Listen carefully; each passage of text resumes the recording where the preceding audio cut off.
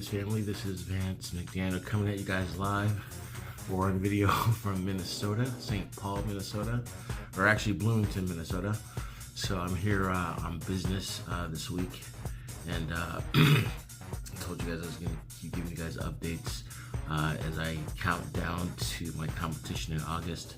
So, of course, this is not optimal for competition. I'm out of town on business. I'll be here for the better part of this week, and got some lectures and things like that to go to. So I'll be going to company dinners and things of that sort. So I checked out the gym earlier today, and it's just the elliptical and a treadmill. So I'll just make use of that, doing some plyometrics and stuff like that, just to stay active. I officially start training when I get back. At the end of the week, I'll start training next Monday for competition, but I just kind of want to maintain some good habits while I'm here in Minnesota, and you know, just try to keep that mental focus, and just knowing that I'm going to, you know, be getting on stage in August. I think my light just burned out, but that's okay. It was kind of annoying anyway. So, you know, like I said, I wanna, even though I'm out of town and I'm on business, you know, that's no reason to like fall off the wagon or to, you know, go crazy eating and drinking and stuff like that, or losing rest. So I've got to balance out my company responsibilities with some of my personal goals. It's just something that you have to do. With that said, this light's so annoying, I'm just gonna turn it off. So with that said, you know, why at 51 years old do I want to put myself through this regimen, and why do I want to attain this extreme physique for the purpose of getting back on the competitive stage? A lot of you have followed me throughout the years. I'll say it again, throughout my illnesses, hospital stays, and things of that sort. You know that I've had a bodybuilding career in the past. So this isn't something that's new to me. It's not something that that's something that's unfamiliar to me. I know that what I'm about to take on is challenging and difficult, and it's not something that you take in a lighthearted way. You've got to be able to maintain every other aspect of your life in those times when you're not either at your job or taking care of your day-to-day responsibilities. You're training and you're eating towards a specific goal, and it does get tough. And the closer you get to that competition, the harder it gets, especially when you're talking about depletion and calorie deficits and things of that sort. The reason that I want to do this is twofold. One, when my father was dying, I did promise him that I would compete again. I put it on the back burner because I had a lot of things going on in my life, and at some point in my mind, I said to myself, "Hey, you know what? You know, Dad will understand that if you don't get back on stage." But I woke up a few days ago, and that promise that I made to him just kept ringing and ringing and ringing in my ears. And I thought, you know what? Why not? Why not do this extreme form of fitness? And because of that promise that I made to him, it reminded me of what it means to really push yourself, what it means to set a goal, something that's extreme, and then to attain that goal. And the other part of it is, at 51 years old, it's kind of a now or never situation. Either I get back into top condition, or I don't. And I think a lot of us as athletes, we do get to a point in our lives where we make that decision. You know, do we want to maintain a really super active lifestyle, or do you just want to say, hey, you know what, I did it, I've been there, I've done that, I'm gonna go eat my donuts and ice cream, just gonna kick back, put on a few pounds, and just enjoy the rest of my life?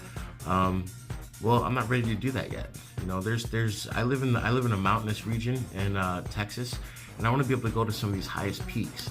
I want to be able to partake in some of these outdoor activities, and I can't do that unless I'm in really good shape.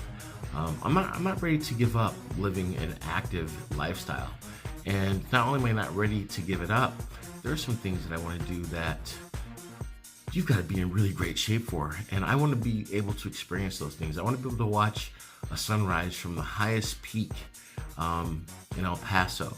I want to be able to, you know, challenge myself on some of the most beautiful challenging trails that exist. I want to be able to maybe travel one day and climb one of the lower mountains. I'm not talking about doing Everest or anything like that, but one of the ones where you don't need to pack in a bunch of stuff. But there's just things that I want to experience, and there are things on this planet that you can't experience unless you're in shape. And I want to do that. As I get older, I don't want to fade away. I want to continue to excel. And I've seen a lot of people, social media and in life in general, who are really embracing the antithesis of the fit life. People who say, hey, you know what?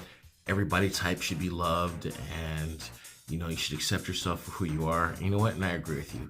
If the fitness lifestyle is not something that you want,